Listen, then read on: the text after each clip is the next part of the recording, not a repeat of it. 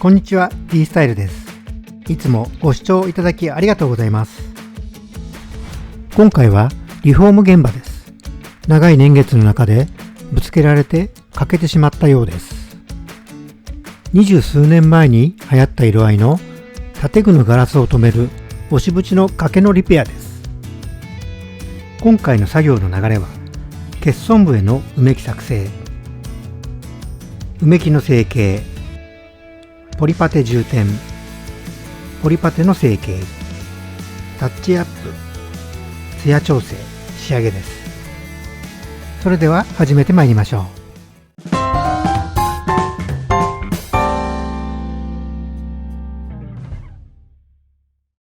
欠損部にポリパテではなく埋め木を使う理由なのですが、この押し縁はガラスが割れた時に外せなくてはいけません。ドア本体と押し縁はくっついてしまっていてはダメなのです。あまりあることではないのですが、ガラスの交換ができなくなってしまうからです。なので埋め木をして本体とは縁を切っています。木をおおよその大きさにカットします。木は実は割り箸です。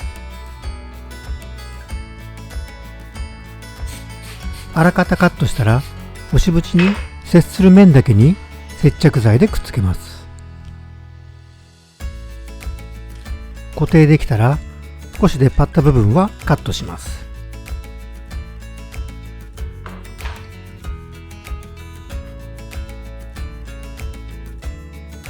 続いて埋め木と押し縁の隙間に押し込むようにポリパテを充填します。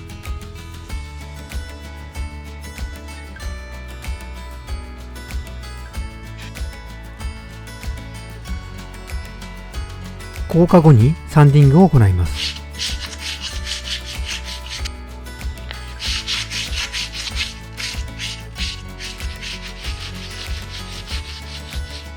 ドア本体と押し縁にポリパテが残らないようによく切り取ります。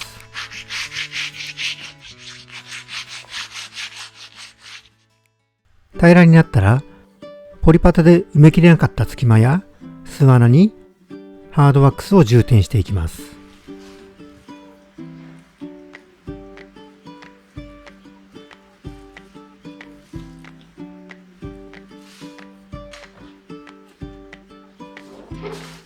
平らになるようにレベラーできれいに取っていきます。その際に本体と押し縁の隙間にも残らないように気をつけて取っていきます。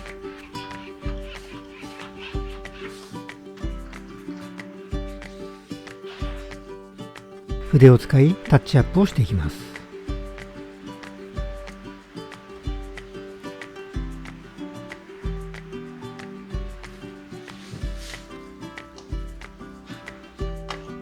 続いてマスカーで養生します。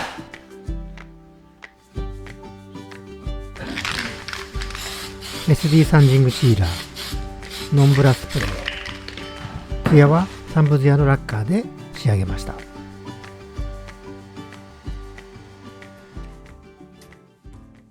建て売り住宅とのことですが、現在のものよりもコストがかかっているような感じがしました。リフォーム工事でカーテンレールが撤去されたので、ビス穴補修や枠のシート張りなどもありました。床は張り替えられていたので、フローリングの傷はありませんでした。この家にお住まいになられる方が喜んでいただけるよう補修させていただきました。こちらで完成です。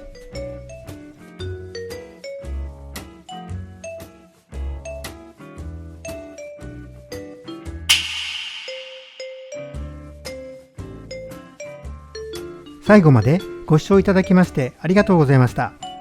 LINE ではオンライン講習会などの情報を発信しています。詳しくは概要欄をご覧ください。では次回の動画もお楽しみに。